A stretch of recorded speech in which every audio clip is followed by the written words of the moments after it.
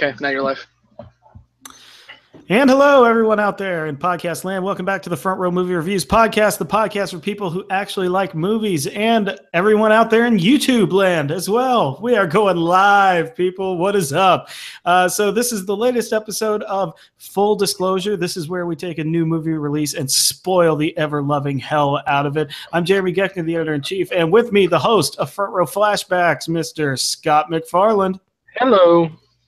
How you doing I'm ready there? to spoil the hell out of this terrible, terrible, terrible, terrible movie. I think Scott has some positive thoughts that he's going to impart on us. But no, you actually just did a flashback on Aliens, 1986's Aliens. Yes, it was Aliens, Jeremy. Aliens. Had a little confusion about that, but it was a great episode. And Lutens, right? Ryan Lutens was your guest on that? Mm-hmm. Yeah, that was a really, really good episode. So I encourage everyone to go and listen to that one as well. Of course, we did that in anticipation of this episode of Full Disclosure because, of course, Ridley Scott has given us the next entry in the Alien franchise with Alien Covenant. It just came out this week. The presumptive #1 at the box office this week. But this is, of course, once again, Ridley Scott returning. It's technically a sequel to Prometheus, but it's also kind of a revamping into the Alien story as well. There's a lot of things to talk about with this movie, but as always, before we get started, this is Full Disclosure. We are going to spoil things. This entire movie is going to be spoiled, so if you didn't get a chance to see it this weekend, you're going to want to bookmark this and come back to it later and listen, all right? But you've been warned, and so, as is typical, Full Disclosure starts in 3, 2, 1. Magneto ruins the franchise. I think everyone dies besides a few people. James Franco dies without even getting to know him. I mean, he was on the YouTube videos, so yes, he was. He was in the prologue, and he almost fell off a mountain in a video. Talk about useless cameos. Okay, so look, this is going to be a very interesting thing. Usually, when we don't have a lot of great comments to say about a movie, the full disclosures aren't normally as long. I invite you to go and look at our episode on Fantastic Four, Josh Trank's Fantastic Four. But look, we're still going to do our critical thing. We are movie critics here. Let it never be said that we're not. It stinks. But, well, exactly. You know, John Lovitz would love this movie as well. I miss The Critic. It was one of my favorite shows. Too. Great show. We're just going to talk The Critic instead of talking Alien Covenant. All right, so as always with Full Disclosure, we're going to get started with our initial thoughts. Scott, let's try and be as calm as possible. Let's save it later, and let's give your first overall impressions of Alien Covenant. They screwed it up! No. Nerd rant. Okay. Yeah. No, okay. First off, yeah, Ridley Scott is George Lucas. Basically, stop ruining the franchise. Stop making prequels. Okay, so first impressions. I did not like Prometheus. Two reasons why I didn't like Prometheus. One, they did the engineer story, which has been done by better authors and better. In better books, and I've been actually looking forward to a movie trying to deal with the idea that an alien race seeds Earth and doesn't like what they find when they come back to check on us. That's basically the entire plot of 2001: A Space Odyssey and sequel books. Same with several other really good books. So I was looking forward to Ridley Scott doing that because I knew it was going to tie into Alien a little bit, but I was hoping he was going to do that. And he didn't. Instead, he made a movie about an android and an old guy in old makeup and a girl who can perform a C-section on herself and get up and run around afterwards. That's some ingenuity there. Yeah. But I was still excited for Alien Covenant because Ridley Scott's not a bad director. I loved The Martian last year. Oh, yeah. So I'm thinking, okay, for one, he's going back to do mainly in space. Looks like we're going to be on a planet for a little bit, but there's at least a spaceship that they're going to be on for a while. Along with that, sorry if you hear that, my dog is killing something upstairs. Maybe an alien is chasing him. A xenomorph is chasing him, Scott. Either that or the foster kitten from APL is taking him out, which is quite possible. So I was looking forward to that. I was also looking forward to the fact that Ridley Scott was deciding that he wanted to go back to the actual Alien franchise, and obviously we were going to have a xenomorph that was in the trailer. Yeah. So my first impressions going in was I was excited. I didn't go in expecting to bash on the movie. I was hopeful, and then within 20 minutes of the movie, I hated it already. And because they did the same stuff last time where you had stupid scientists. Last time it was, ooh, there's a snake thing. Let me touch it. It's cute. Yeah. But at least they were wearing masks. And this one, let's land on an alien planet that we've never even heard of before. We didn't even vet. We just found it. Yeah. So, but it's got 19% oxygen, so that's fine. We're good. Have you ever studied what happened to the settlers moving to America because they weren't used to what was in that 19% oxygen? Now imagine on an alien space. Yeah, there's going to be spores that are going to infect you and make you sick. That's how it works. That's alien biology. Your body's not used to it. You have not built up any immunity. Why aren't you wearing helmets? Why didn't you read War of the Worlds? As soon as they walked off that ship wearing nothing but like little desert garb, I was like, yep, I'm done. Yep. These guys all deserve to die. The writers deserve to die. The director deserves to die. This movie's going to suck. Okay. I have much more to say, but I'll stop for a minute. Yeah. Okay. So I'm like you. I was okay with Prometheus because I at least saw that. Okay, Ridley Scott, you're trying to do something different. You're trying not to just do xenomorphs chasing people, and I was like, okay, I'll go along with you on the ride a little bit. You know, I do love Numi Rapace as an actress. I love Michael Fassbender as an actor. You know, there was obviously a lot of Ridley Scott didn't like her as an actress. Yeah, apparently not. That's another. I'm gonna get into that because that pissed me off something fierce. But I was okay with it. You know, like I thought Charlize Theron was a good villain type of character in that, and you know, I was okay. It was too long. It was entirely too long, but I was all right with it. This one. You know, there's so much the controversy of how this film got made that has to go into it because, of course, if you don't know, Ridley Scott made Prometheus wanting it to be like an offshoot of the Alien universe. He didn't want to bring xenomorphs in. He didn't want to have to deal with that. He wanted to kind of create his own little offshoot of this entire thing. And then all of a sudden, Neil Blomkamp comes along and says, I'm making Alien 5. Fox has already told me I can. I've got concept art. Sigourney Weaver's on board. And then Ridley Scott all of a sudden goes, no. This is my playground. I'm doing Alien now. I'm going to do Alien Covenant. That's what I'm calling Prometheus 2. And all of a sudden, Blomkamp's vision gets scrapped, and now we've got this. And the reason why this movie pissed me off so much is because when you're doing Alien Covenant, when Ridley Scott was finally like, it's Alien, that's the title of this movie again, it signaled to me he wants to go back to the xenomorphs. He wants to try and recapture the magic of that first Alien movie. And instead, he literally gives us like 5 minutes of xenomorphs, and he tries to just cram Prometheus 2 into an Alien Covenant, like an Alien movie package. And it just doesn't work. And it's like there's so many things. I don't do this all the time, but I was falling asleep at times in this movie because the action beats, while I think there are some good things and some really jarring stuff in this movie, it just all of a sudden just goes nowhere. And it's followed by 20 minutes of exposition that we don't even need. And it's just so uneven of a film. And I really don't like, you know, I know I'm always the guy who likes every film, and there are some things I do like about this movie, but it's just so disappointing. When it ended, it was awesome. When the credits rolled, amazing. Yeah, those credits were great, man. That font. But like you, I'm just very disappointed in the movie. You know, every time they had something promising, it would just totally evaporate way too soon. And then, you know, the characters, I didn't feel like I got enough time with anybody except for Tennessee and Catherine Waterston's character. It's just like, you know, their deaths don't really mean anything in the grand scheme of the entire movie. So let's get into some characters, though.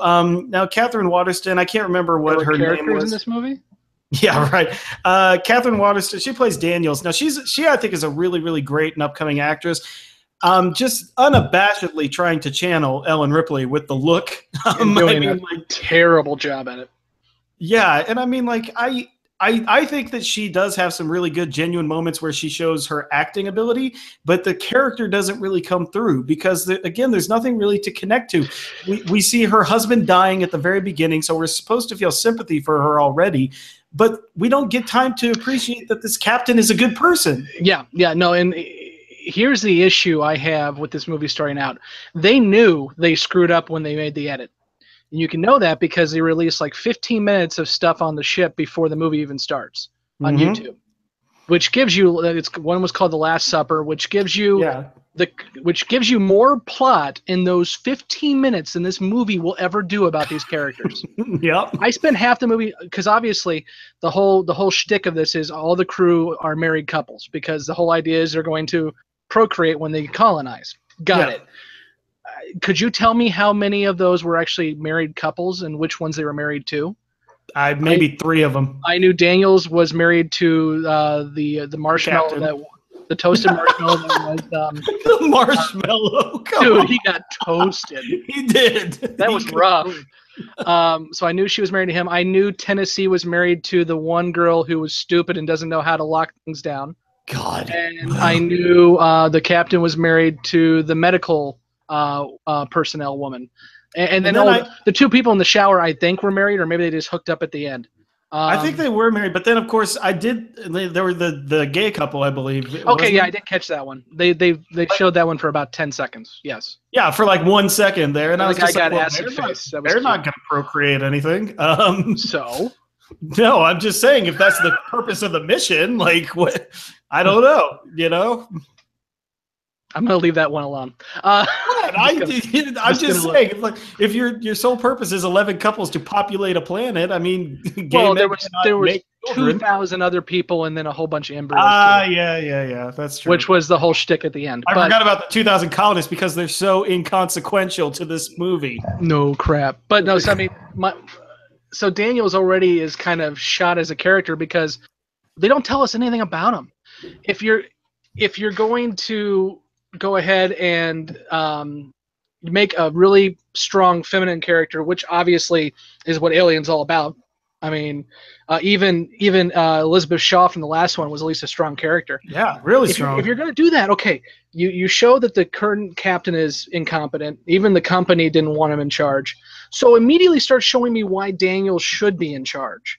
So when the incompetent captain gets a chest burster through the chest, I'm ready to pivot to Daniels. You never did that for me.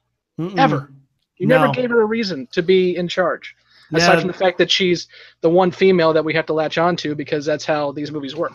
Yeah, and again, I mean, why do you have to give her the trying to be but not trying to be Ellen Ripley haircut? Like, it's just like, just make her a good character. I don't need to get a facsimile of Ripley. Like, I don't need that. Like, but you already mentioned him, so I will say I think the best character in this movie, aside from Fassbender as an actor, is Danny McBride as Tennessee, which is he did amazing. I loved him. Very shocking. Like Danny McBride, obviously so known for his comedy, and he's a hilarious guy. And there were moments that he got to add some of his stuff in here, but really muted and good performance, I thought.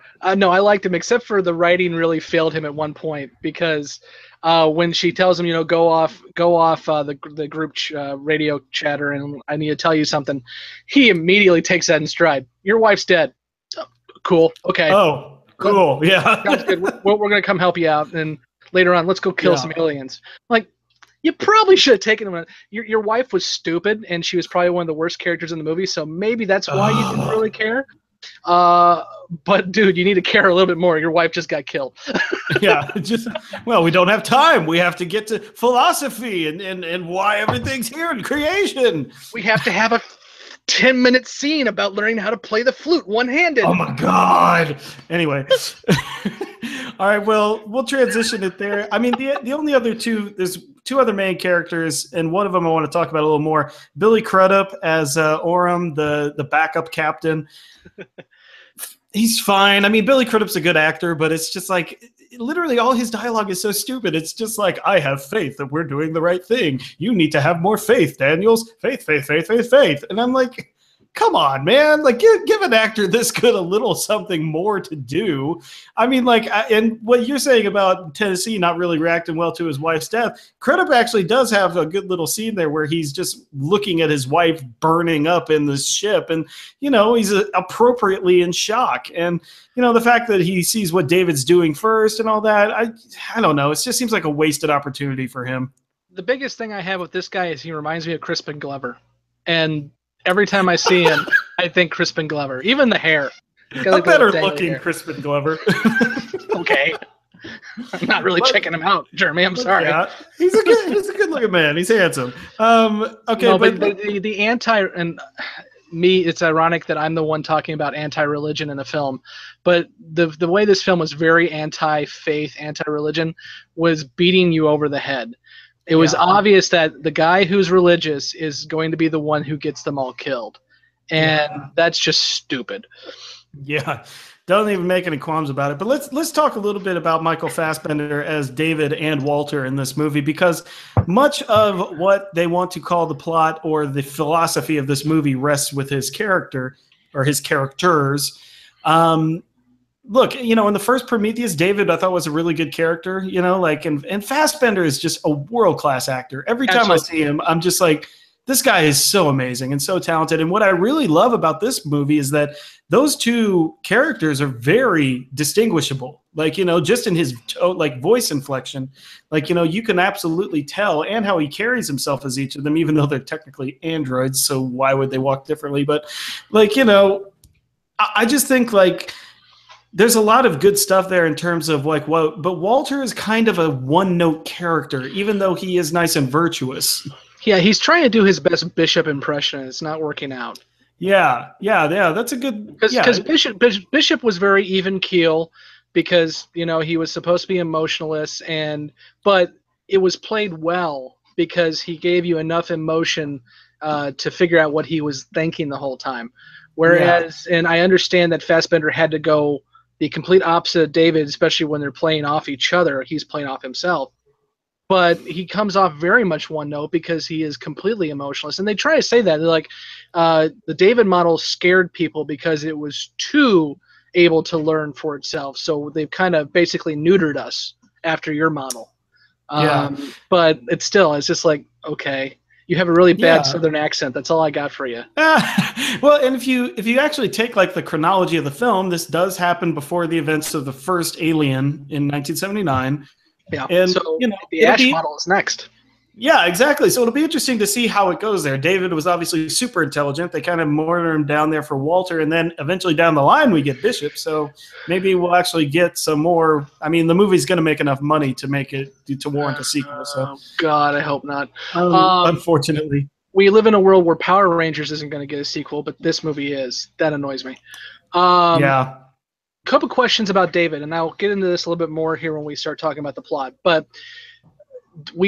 a plot point of this movie is David cannot heal quickly. Okay, huge plot point, which actually makes the movie even stupider later on. How does David have his head reattached without having any kind of scar under his neck? He was decapitated in the last movie. His head ripped off. His head was on the console as they were flying away. And at the beginning of this movie, it's reattached and all good. Elizabeth has some really good plastic surgery skills. I mean, unless there's some machine that reconstituted him in some way. But like my whole thing is, you know, Sarah and I thought that I don't know if I want to get into it yet, but the turn in this movie, like the twist ending, is it wasn't a twist at all. It's so amazingly obvious. Let's get into it. Well, it's so obvious because, you know, like obviously you have to bring the nail bit back with Daniels as she stabs him in the neck and everything under the chin. And we thought for sure somehow once they get back to the ship and, David has expired and Walter's here. It's like, well, we didn't see it. So clearly you are David. And it's like, well, it's not even, once she's there, like repairing him with the staples, I was like, oh, she's going to feel like where she stabbed him under the chin, but it's not there anymore. And I'm like, no, and it's even stupider than that. You obviously caught it, but they make it a point that David doesn't understand or realize that Walter has been upgraded to where he can heal very fast. And we actually watch like the little thing pop out of his neck as he's healing. So Yeah. immediately when David is sitting on the ship in the med lab and stapling himself, I'm like, that's David, because he's not healing. Yeah. Yeah. And as soon as they started stapling him, so it wasn't even a matter of she needs to figure it out. If you know, you are the second in command of this ship, third in command when it starts before before Green Goblin gets taken out. But as third in command, you probably should know the schematics of the android on your ship. So chances are you know that he has super healing ability. That's probably in the owner's manual. Yeah. So when you are stapling the guy's face, maybe it should freaking give a little siren off that, oh my God, this is not Walter. Yeah. And I mean, like, obviously that entire like turn and waiting to reveal it until the very end is for that. And I'll give him this. It is a cool visual of her being in the tube, about to go into hypersleep, and then she realizes it. That's an interesting enough like concept for the scene, but it's so obvious that like I would have much rather like seen him kill David and then David somehow like uploaded his consciousness into Walter or something. Or if the whole idea of this was David was trying to prove to Walter you have the ability to make conscious decisions for yourself. This is the whole idea. And this is really the movie that I think Ridley wanted to make, but he had to make an alien movie because he loves the whole idea of replicants, obviously Blade Runner. And so this is what the movie he wanted to make. He wanted to talk about AI and androids. So you're telling Walter, look, do you want to be a slave? Do you want to live as a slave? What if Walter, while he was killing his brother, because the brother was trying to kill him, realizes, I don't want to be a slave. Maybe David had it right. Yeah, and he like infects him with that idea. Wouldn't it have been an amazing turn to have this guy who has been the savior of the team for most of the movie realize that he has conscious decision and makes the wrong decision? That would have been an amazing story point. And then even as like sequel potential, then you don't even have to have that scene where she realizes it's David and she just wakes up in the next movie and all of a sudden there's like xenomorphs everywhere. It's like, what the hell happened? Then you have this confrontation. Even better, I'm going to write a better script in 10 seconds here. She's sitting in the cryo tube and she says, will you help me build my cabin? And he looks at her and goes, I'm sorry. The end. Boom. And then she freezes up. Yeah, something like that. So he still feels remorse for having to do this to her, but he also knows that he doesn't want to be a slave anymore. Yeah, and I mean, these are some really, really great points. And again, like this is all based on Fassbender, like in our discussion of him here, because like, oh God, like 55% of this movie is him talking about stuff, and it's like, you know, I think that scene with the flute does go on way too long. It is a cool concept to see him playing off of himself and to see it like. I can't wait for him to show off the stump. He's like, I can't do this. Yeah, but I mean, like it was a cool, like it's a really good exercise in how well, you know, Fassbender is as an actor, that he can do that. Obviously playing off of a double in the real situation, but just the characterizations that he could give. What I wanted to know from you, because Sarah and I discussed this at length after the movie, was what did you think of the first scene where we get Guy Pearce back and where, you know, David has basically come into existence? Because I have to ask, where do people find rooms like that? Because it's the most uncomfortable looking room I've ever seen in my life. I have a confession to make. I didn't see the first 5 minutes of the movie, and here's why. I have 1-year-old twins. So if I'm going to go to a movie anymore, it has to be the drive-in. And this was the second showing, but it was on the opposite theater than the first showing I saw, which was Guardians of the Galaxy 2. So I got to see a good movie last night. It was either that or Diary of a Wimpy Kid. So I went to Guardians again.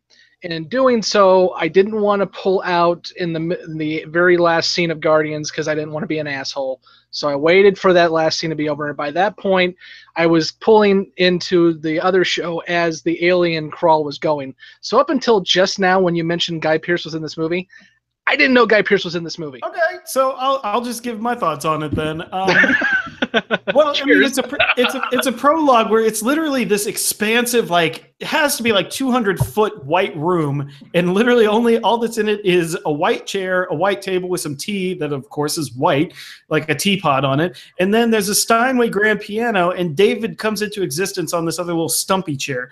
And so he's talking, it's a lot of like, ambulate yourself, like tell me what language you say. He's like, play a piece, and you'll know the end of the movie where he plays Wagner's The Entrance of the Gods into Valhalla. Anyone who plays Wagner is already a villain.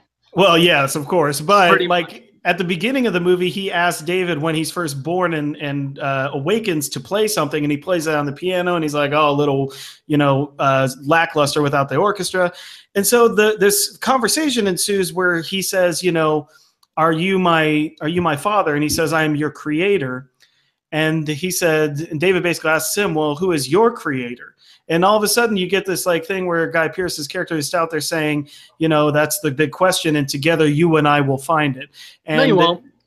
David says to him, but you're human, and you will grow old and die, and I won't. And then all of a sudden, Guy Pearce's character sees all of a sudden that's a little threatening. He says, David, pour my tea. Like trying to make him subservient, and David does it with a little bit of an attitude in his eye. And then all of a sudden we get the alien crawl. Now, I think that this is the main focus of this movie is that of creation. David is so different from Guy Pearce's character. I should really look it up so I can stop saying that. But it's Wayland. It's Wayland. Thank you. The guy in charge of Weyland-Yutani, which is not Yutani. Yeah. So Wayland, as a human, doesn't know where he came from, and so his entire pursuit as a human being is to try and find that out.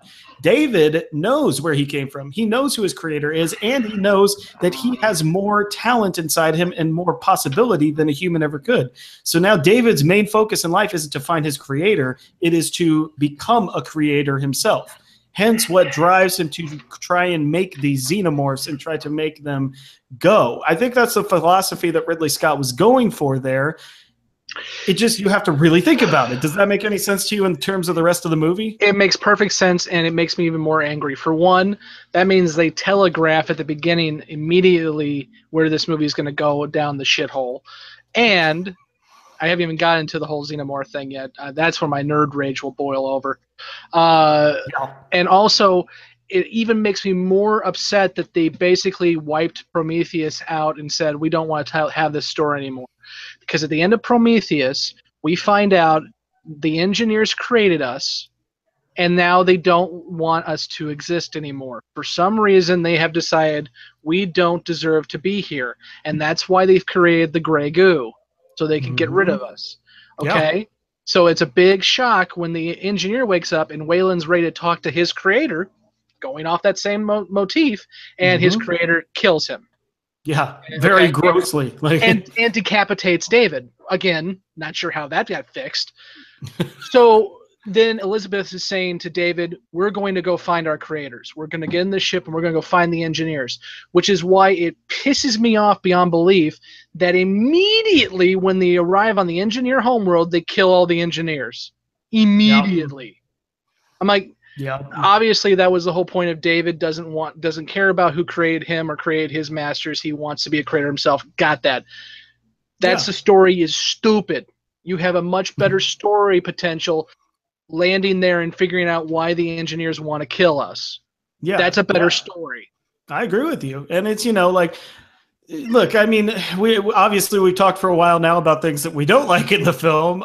There are a few redeeming factors about this film that don't save the movie, but that I think are good technical movie skills. Like, for one, the violence in the movie is very jarring. And when the xenomorphs are kind of making their human host shake and stuff, and their eyes rolling in the back of their head, it's disturbing imagery, which it should be. And, when David actually, does kill Walter for that momentary second, that is very jarring. And the look on his face, and I'm just like, God, those are very disturbing images. And I want that from an alien movie. Yeah. The one scene where I think you hit on a good point is when the spine burster, for lack of a better term, pops out of that first guy, and the guy just goes limp because his spine's been destroyed. Yeah. So he just kind of falls backwards. That was intense. Unfortunately, it was ruined a millisecond later by that god-awful CGI proto-xenomorph. That was the most disgustingly bad thing ever on film. I'm sorry. Yeah, I've seen Alien 3. The CGI Alien 3 looked better than this. Yeah, I will agree with you, actually. Like, it's just... but, you know, like that's a redeeming factor to me. Look, I think that for everything that he's doing, Michael Fassbender is an asset to the movie. I mean, like, there are scenes where, although they are just way too long, I can appreciate the craft that he's bringing. He is obviously going 100% into this. You know, yeah, I can respect that. And, you know, it's interesting. When we did our full disclosure of Guardians a few weeks ago, we were saying that some people didn't like the length of Guardians. This movie's 20 minutes shorter than Guardians, and it felt long as hell. Way longer. Just felt. Whereas, I didn't look at my watch once on my second viewing of Guardians, but in this movie, which is a shorter movie, oh my god, I wanted to like fall asleep. Yeah, and I almost did a few times, and I'm ashamed to say that a little bit as a reviewer, but not because it's your job as a filmmaker to keep my attention. And look, you're Ridley freaking Scott. It's not like you're not somebody you had a movie with Matt Damon growing potatoes that kept me more interested than this. And it's like, and that's the thing, is just like the problem with this movie. Another big one is that while we have a lot of characters that can serve as cannon fodder in this, their deaths don't mean anything because I don't get enough time to care about them. Because you were never given, you were never told anything about these characters to care about them, period. Yeah, you got a world-class actor in Demian Bichir in this, all right? He is an Academy Award-nominated actor, and a Golden Globe and Emmy Award-nominated actor. And can you tell me which one he was? I don't even know his name. No, I knew, not only because the trailers give it away with who's fighting the xenomorph at the end, but I knew immediately who was going to survive this thing till the end, because there were only two that mattered. It was Daniels because she was obviously the female protagonist of the entire thing, and it was Tennessee because he was the only one who got any kind of character development. So I knew right then those are the two who are going to be at the end of the movie.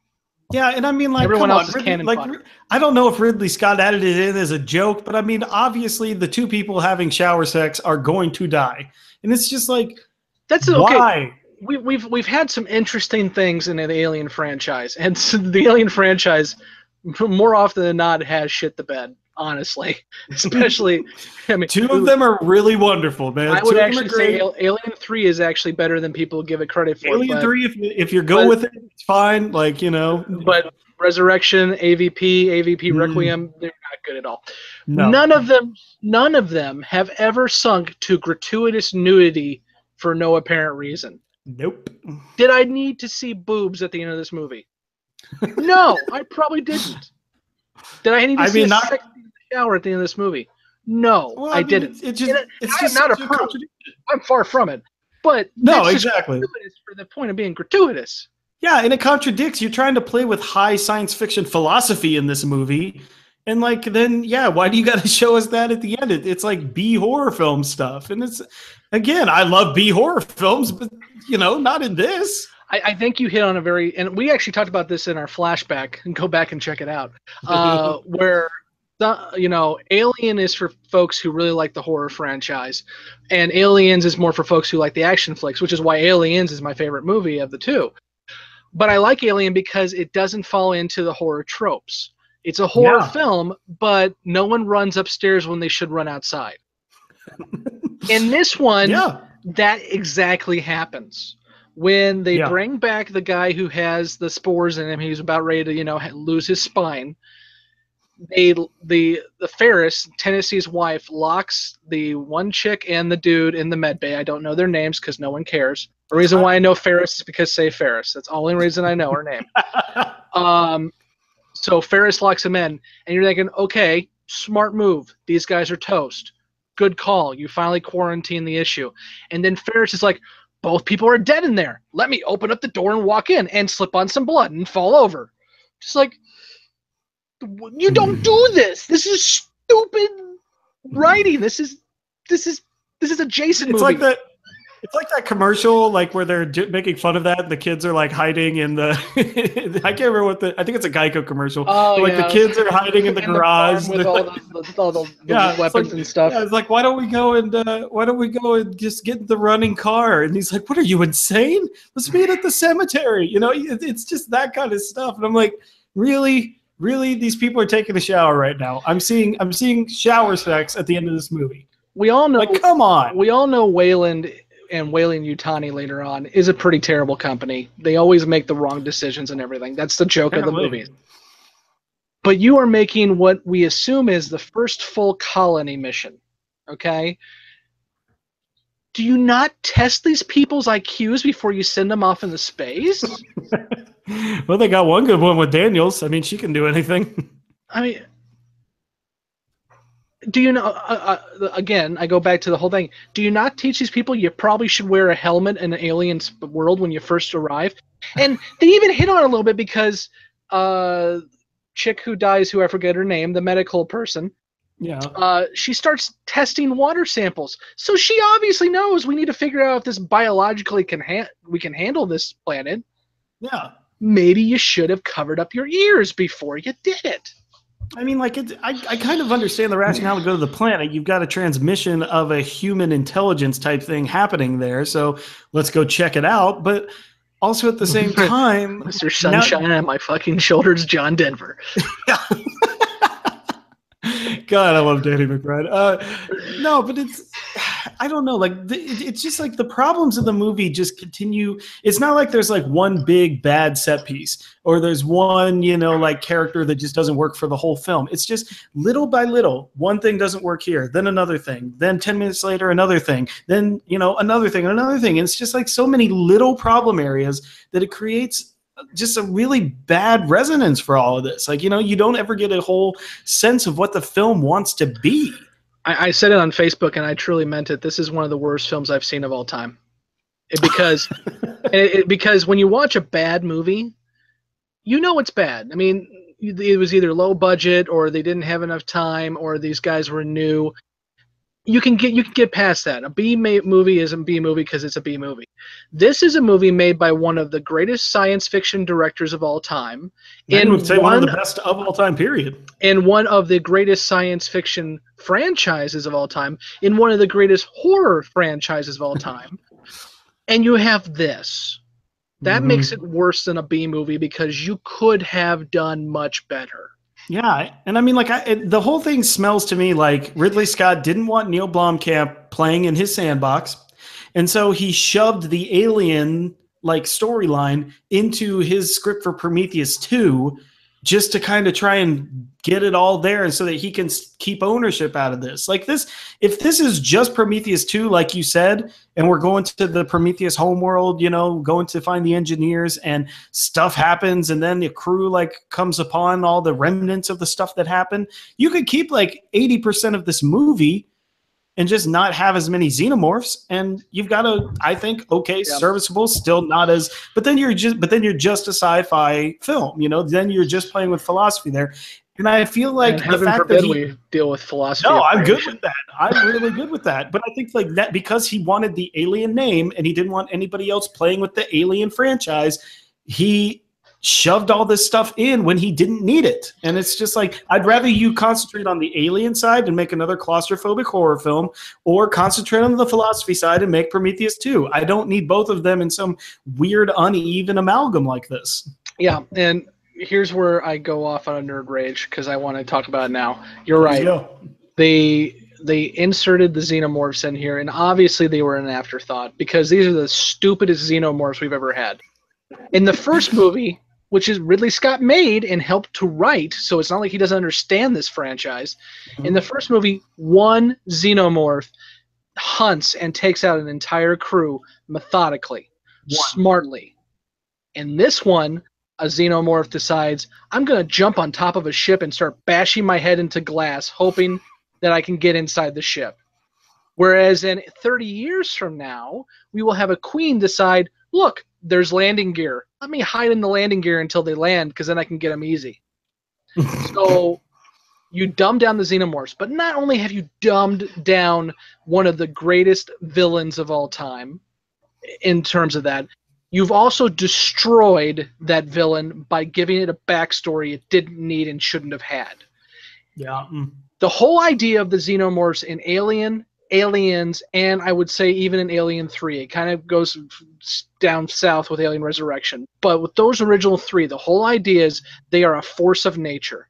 There is no backstory. You don't know where they came from. They are there just because we are stupid and we can't stop playing with things. Yeah, so and you don't need to know where they come from. Exactly. The first one, we find them on what we now know as an engineer ship. Okay, back then it was a space jockey. We have no idea where they came from. And I'll get back to that ship in a second. We have no idea where they came from.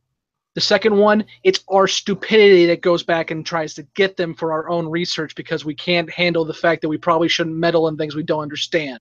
Yep. And the third one, it goes back to the original. It's just a force of nature again. Now, every time I watch one of these movies, I know they are created by human hands. Even if it is an android, I know that these things didn't exist until we created, and that makes it so freaking stupid. That ruins the way this franchise was made. That ruins Alien and Aliens. 2 of some of the greatest films of all time are ruined because he had to go in there and screw up the lore because he wanted to make an android movie and had to have the budget to do it, and no one would let him make his android movie, so he had to go about and add some freaking xenomorphs into it. You have not only made a crappy movie, Ridley Scott, you have ruined 2 of the greatest films of all time because now we joked about this when we did the 90s bracket, when we voted down Matrix because we didn't like Matrix Revolution and Matrix Reloaded. From now on, when I watch Alien or Aliens, I'm going to have to think this is, and I'm going to steal this from this joke from another person. It's Angry Joe, who's another reviewer, much better reviewer than both of us combined. But I'm going to steal a joke from Angry Joe because it's good. From now on, these movies are not Alien movies. They are David movies. You have David, David's, David 3, David Resurrection. Because this is not a movie about Alien anymore. They are not the antagonist anymore. David is the antagonist. Yep. Very well. Look at that. The last thing I'm going to point out in my little rage is we still are not even a prequel to Alien yet. Because at the end of this film, we have a colony ship of 2,000 people and embryos. And by the way, how the hell do facehuggers get into little embryonic eggs and get swallowed by David? Explain they gestated robots, man. At least it would have been cool if he would have regurgitated a full facehugger. That would have been cool. Instead, no. You got these little egg. But we know, and Ridley knows this because he wrote the freaking script, that at the beginning of Alien, they find the eggs on an engineer ship. Mm-hmm. We haven't been to that planet because we haven't actually seen that planet yet. We don't know where that engineer ship comes from. So somewhere between at the end of this abortion of a movie and Alien, we have to get these guys back on an engineer ship, which they were just on, and then crash land it with an engineer on the ship, mind you, because the engineer was flying the ship because he's still at the freaking pilot controls. Yep. So you can tell this movie was an afterthought. You can tell they should never have made this movie because they were trying to bridge Prometheus to Alien, and that somewhat made sense. Now you've completely thrown a wrench into it. I don't even know how you get to Alien, and I don't want you to. Well, they're going to let him get. They're going to let him try, but Alien Awakening. I know it's coming. Yeah. So the one last thing I want to do before we wrap up and give our grades. Sorry. No, that was a wonderful rant. I mean, that was just beautiful. I mean, I want to frame that rant. No, the other thing that I hated was when I heard that Numi Rapace was on the cast list for this, that they were bringing her back. I got really excited because I loved that character in Prometheus. I really, really did. I really loved Ellie, and I just think that the way that they treated that character, I understand if you want to say just, oh, David betrayed her and eventually killed her, but then I'm not even completely sure I realized what he did to her. Can you explain it to me? I read it as because we find her on the table with her chest burst open, and then also an autopsy involved too. So my guess is she's the reason why those eggs exist. She was the one who got the face huggers involved. So not only are you doing a big old FU to any person who liked Prometheus, because you wipe out the entire premise of Prometheus in 5 minutes with killing off Elizabeth Shaw and killing off all the engineers. So if you actually like Prometheus, which I didn't even like it, but if you liked it, screw you, you don't matter anymore. Yeah. But not only that, the whole idea of the Alien franchise, as I mentioned earlier, is strong feminine characters.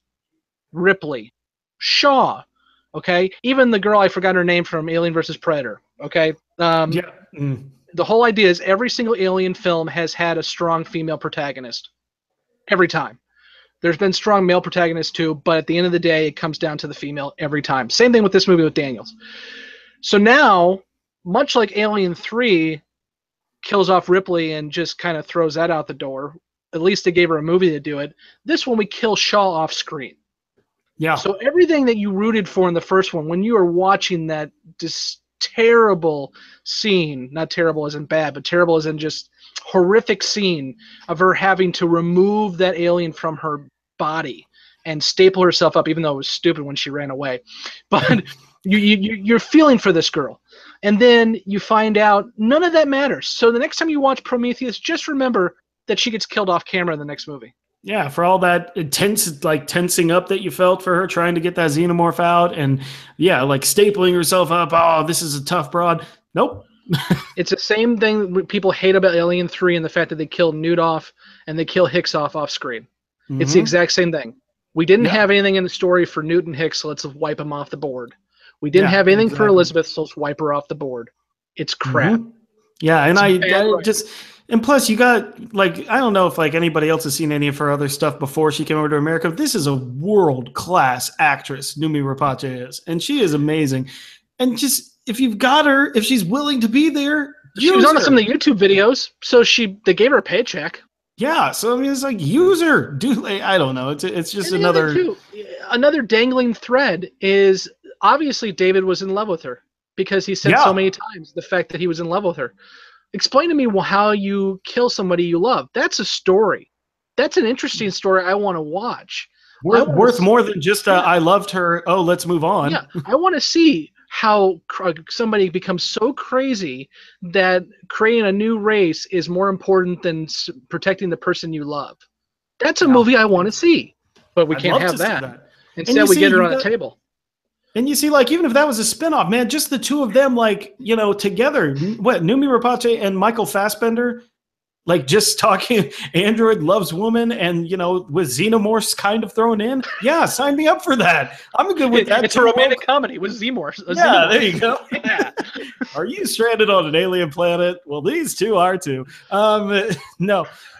Okay, so let's go into our final wrap-ups and our grades. For those of you who are watching for the first time, we go 1 through 10, unless you're Craig, and then you screw it up every time. And, okay, I'll go first. My eternal optimist, like, forbids me from giving it what I think you're going to give it. Oh, I'm not. I will unabashedly beat the crap out of this film. Yeah, don't worry. Be nice. I was gonna go for a 5, but oh, by the way, I don't think your Cardinals hat, so I got to raise you. There we go. There you go. I think we finally both won the game on the same day, so high five to us. No, I think I got to give it I'll give it a 4.5. I'll give it a 4.5. I think it's cute when you try to like movies. I know. Well, and like I said, it's not that there's not entertaining things in this movie. There are a few good parts, but there's just so few and far between that the whole product is just a snore fest, and it's so uneven in what the messages are trying to do in this movie. And so ultimately, while I get some enjoyment out of being a horror film fan and seeing some truly disturbing visuals, and while I like, you know, Michael Fassbender's, just watching him perform in any form of anything is, you know, as much as I like that, I can't give this movie any credit for it because I feel like they're trying to rescue it the whole time and they just can't do it on their own. So I'm going to give it a 4.5 out of 10. I think I'm being way too nice still. Scott? So let me tell you the philosophy of when I give tips at a restaurant. Okay. So when I give a tip at a restaurant, I start at a high threshold, and every time you do something wrong, your tip goes down. So let's start at a 10. First off, You killed off the main character and the main story from the first one. 9. No good characters. Nobody I can root for except for Tennessee, and I know he's going to make it throughout the movie because he's the only one you made me care about. 8. You ruined the frickin' franchise. 1. All the way down. I love it. I thought you were just going to keep going down, but then nope. Slam. But it was like, for the 4 people who are watching us live, I'll speed up the process for you. You ruined Alien for me. From now on, not only I'm never going to watch your crap movie again, Ridley Scott, but now every time I watch your good movie and then I watch Jim Cameron's good movie, I'm going to have in the back of my head, Magneto made these aliens. Thank you for ruining a franchise for me. Now Stop being George Lucas. Stop making prequels that aren't needed. And as I say that, I'm looking forward to Star Trek Discovery. But what are you going to do? Man, oh man. Well, if you haven't gone over and seen Scott's reaction to the Star Trek Discovery trailer, go over and do that and join the just truly epic conversation that's happening in the comment section of that video. But also, look, this is full disclosure. This is only one of the shows we do on Front Row Movie Reviews. Go over to the frontrowmoviereviews.com to find all of them, including Scott's show Flashback. He just did Aliens. What's the next one up on your docket? You got the touch. You got the power. That's right. Transformers movie. And going all the way back. It's for those who've been around in the 80s. You know what I'm doing next time. Yep, there you go. All right, well, go and decipher that, everyone.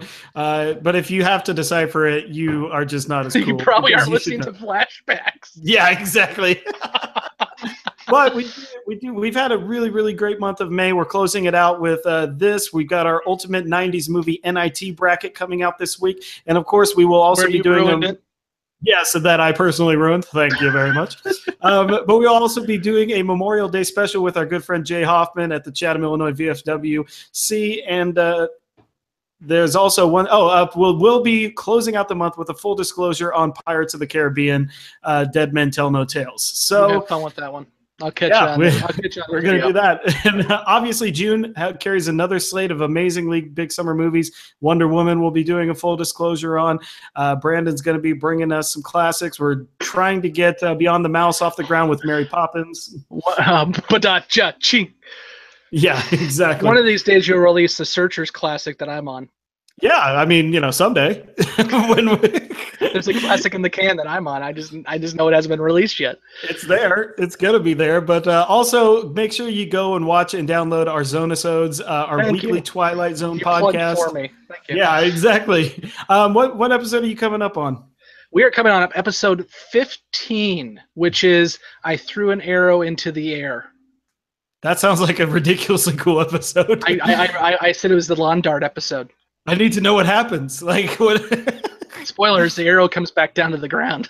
Well, we are in full disclosure, so everything. But no, we just did episode 14 is up on YouTube now and up on the podcast, and we did what I think is one of the best episodes of the Twilight Zone of all time. And now that I said that, I'm blanking on the name of the episode, which was Third from the Sun? No. Thank you. Third from the Sun. I always think Third Rock from the Sun. No John Lithgow, although he was in Twilight Zone movie. Yes. But yeah, Third from the Sun, which scored very high for me and very high for Brandon as well. Yeah, so go on and check those out again. Go to the frontrowmoviereviews.com, find everything. Facebook, Instagram, Twitter, you can find us there too.